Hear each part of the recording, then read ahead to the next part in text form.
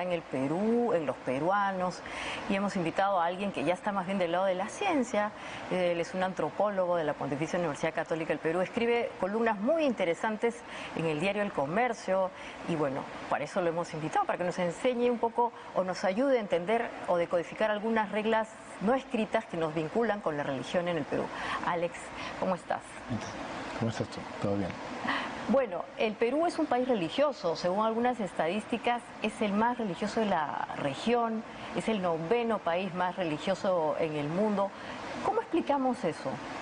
Bueno, primero que nada tenemos que decir que somos una realidad postcolonial y que la religión fue un instrumento político en un primer momento, en el cual, que llegó como parte de todo un discurso que permitió la dominación política de las personas. Entonces instauró una moral, instauró una forma de conducta, instauró una forma de sumisión, ¿no? Entonces, si bien nosotros podemos creer, también tenemos una ética o una moral muy parecida a la que una institución colonial quiere para sus súbditos en un primer momento.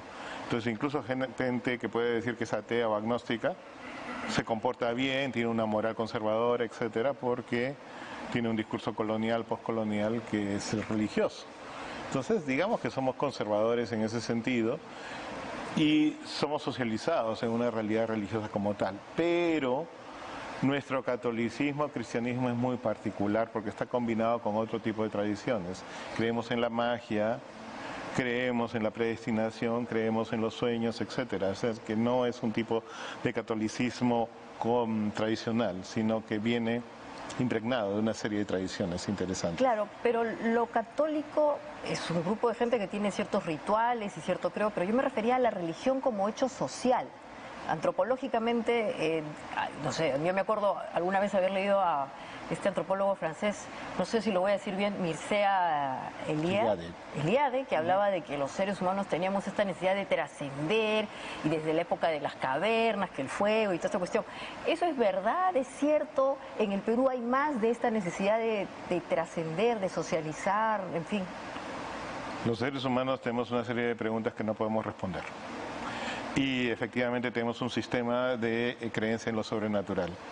Cuando esto es institucionalizado, lo que recurrimos es a la religión, donde aceptamos que el Dios o los dioses tienen cierto poder y nosotros vamos hacia ellos y reconocemos que su providencia o su voluntad es lo que manda. Eso tenemos en Perú definitivamente, un orden jerárquico que es bastante colonial. Pero también podemos recurrir a la magia, que es convocar a un especialista, chamán, pacu, druida, brujo, y este convoca a los espíritus y los obliga a hacer algo y nosotros le pagamos. El brujo, hechicero, magia, chamán, eso también tenemos en el Perú, que es práctico totalmente.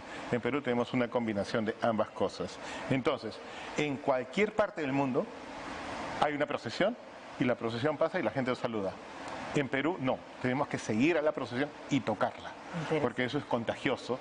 Entonces no solamente tenemos la providencia o reconocer que el Dios está ahí, sino que tenemos que tocarlo porque hay un elemento mágico. Combinamos ambas cosas. No estamos solamente satisfechos con la idea de que un Dios va a ayudar, sino necesitamos el elemento práctico. ¡Pum! Tocar, porque hay algo contagioso ahí que nos va a ayudar. Y ese elemento práctico puede cambiar de divinidad, ¿no? Bueno, aquí se cree en imágenes religiosas, pero también el fútbol puede ser una religión para algunas personas. El hecho mismo de ir al estadio, gritar, la ritualización, ¿puede entenderse como una religión, como un acto religioso? Es muy interesante lo que está pasando. Lo que pasa es que tenemos que entender algo, y aquí apelo a algo que a ti te gusta, que es la tecnología. Está pasando una suerte de reforma como fue en el siglo XVI. Es decir, y en Perú estamos viviendo pequeñas reformas. La nueva tecnología está garantizando que hay nuevas interpretaciones porque más gente tiene acceso a la información. Entonces digamos que hay pequeñas reformas protestantes o algo así. Entonces los jóvenes pueden decir que son agnósticos o pueden tener otro tipo de formas de creencia, pero se difunden nuevas ideas. Entonces, por ejemplo, lo que veo es que ahora los jóvenes tienen manifiestos. Es decir, desean cosas. La magia ha vuelto a través del TikTok o el YouTube. Entonces ellos generan sus nuevas formas de tener religión o reunirse y tener ceremonias, claro, ¿no? Claro. O incluso están de vuelta, que ya con el hipismo esto había vuelto con el descorazonamiento con la modernidad después de las guerras mundiales o Vietnam, el misticismo oriental, ¿no? La meditación o el yoga, que vienen y tienen una nueva vida en el internet, en la difusión. Entonces estamos ante una nueva reforma de lo que es la vida espiritual y llega aquí renovado, sobre todo para los jóvenes, ¿no? Entonces, nuevas formas de creer. Qué interesante lo que dices. Entonces, en verdad, se está desplazando esta necesidad de reunión, que es la religio, al tema digital, al estadio, o cómo lo interpretas. O sea, lo que pasa es lo siguiente, de todos modos vamos a tener rituales. Ya. Porque ¿Por qué necesitamos los rituales? Para mantenernos unidos. En realidad el ritual existe porque es la forma de la sociedad de estar unida. Interesante. O sea, una vez que el mundo se desacraliza, siguen habiendo rituales patrióticos o no necesariamente sacramentales. Si te das cuenta, cada sacramento que tenemos en la vida son formas de la sociedad de reunir a la familia en momentos en que uno trasciende, uno pasa a ser adolescente, claro, digamos primera comunión, confirmación. En el caso de la religión católica. Cambia de estatus, sí, por decir, ¿no? Matrimonio, incluso el ritual funerario, o sea, los cambios de sección, los rituales sirven para reunir a la familia, ¿no? Pues bien, digamos que toda institución o toda sociedad necesita rituales para mantenerse unida. En los últimos tiempos hay rituales más bien desacralizados y lamentablemente en Perú los rituales que nos han mantenido unidos son militares. Felizmente el fútbol ha sido una forma de ritualizarnos alegre y no militar. Y ha sido, bueno, laico, pero en todo caso sí ha generado una idea de patria mucho más positiva o mucho más alegre, ¿no? Entonces ha sido una forma de reunirnos. ¿Y tú crees que por eso, Alex, vamos a hablar un poco de política, hay muchos, digamos, acercamientos de lo político con lo religioso? O sea, esto de empezar un partido político sobre la base de una iglesia o de elementos religiosos porque ya de saque la gente está reunida o más cercana. Te lo voy a responder de dos maneras. La primera depende de lo que entiendas por política. En realidad la religión sí ha tenido un impacto fuerte en la política si es que defines la política como un elemento de poder. Es decir, aun cuando no haya influencia de los partidos políticos, estamos dominados por una moral muy religiosa, las mujeres están bien controladas y vigiladas bajo morales religiosas de su cuerpo, de cómo tienen que comportarse, de ideas de virginidad, etcétera. ¿Ya? Eso es por un lado.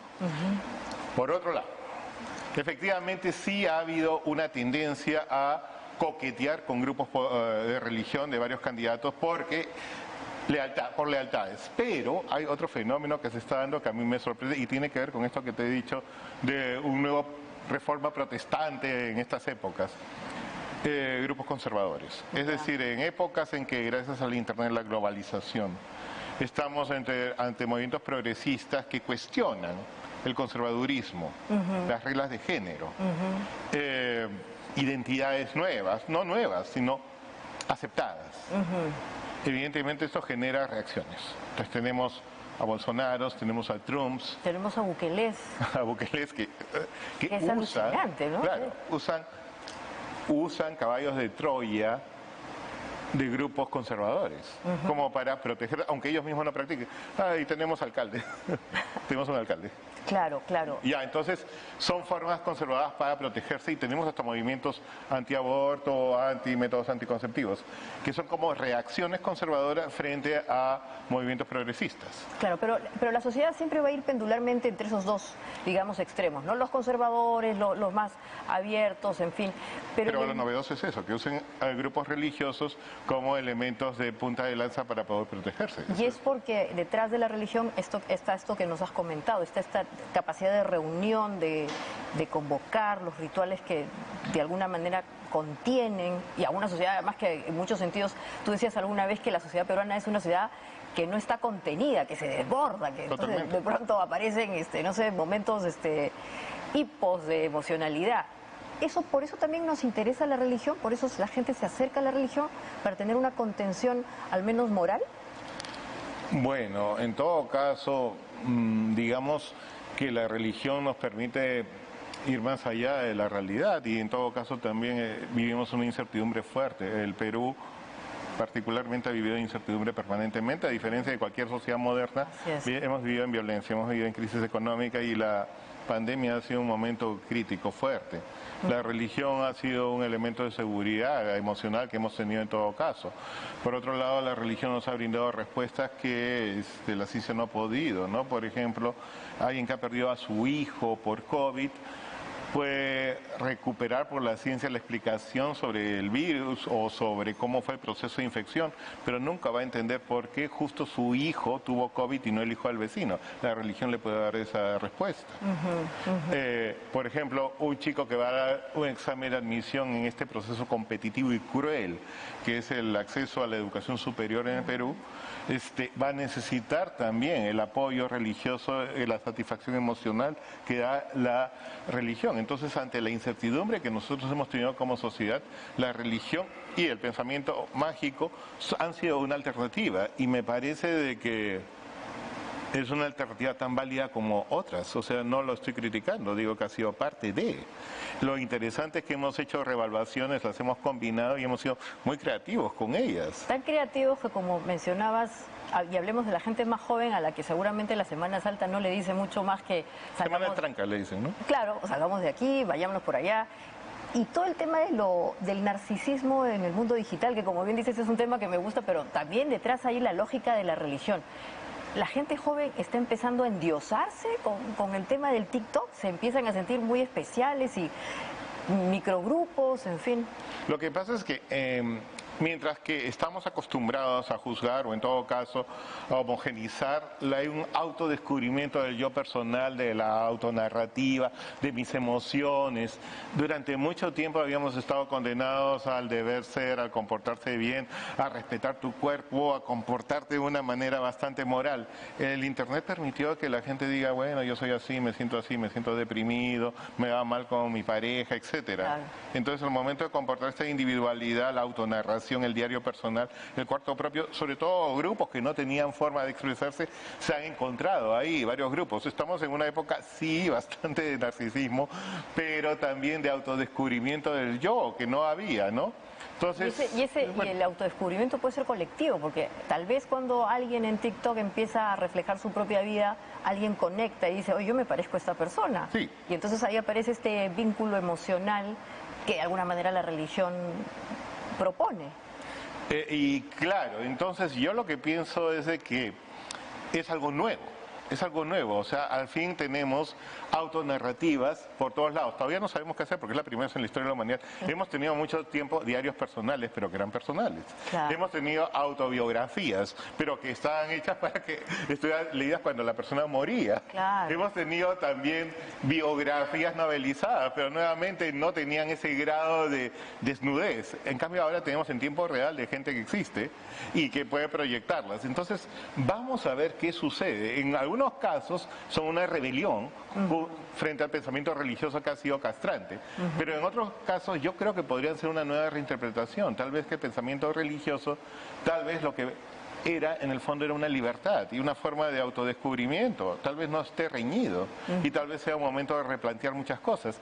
Yo creo que la religión siempre debería ir adecuadamente con estas cosas, y yo pienso de que es una oportunidad también para replantearse muchas cosas, como lo hizo con la palabra escrita, con la imprenta, cuando la Biblia pudo imprimirse, y lo ha hecho todo el tiempo, ¿no? O sea, estamos ante una nueva cosa la cual creo que la humanidad no está preparada, ¿no? Claro, con la difusión. Alex, muchísimas cosas por replantearse. Te agradezco muchísimo que hayas estado con nosotros. Alex Huerta Mercado es antropólogo, Universidad Católica. Como digo, escribe cosas muy interesantes en El Comercio. Yo te suelo leer bastante. Y bueno, con eso nos vamos a quedar. La religión es una oportunidad para replantear cosas.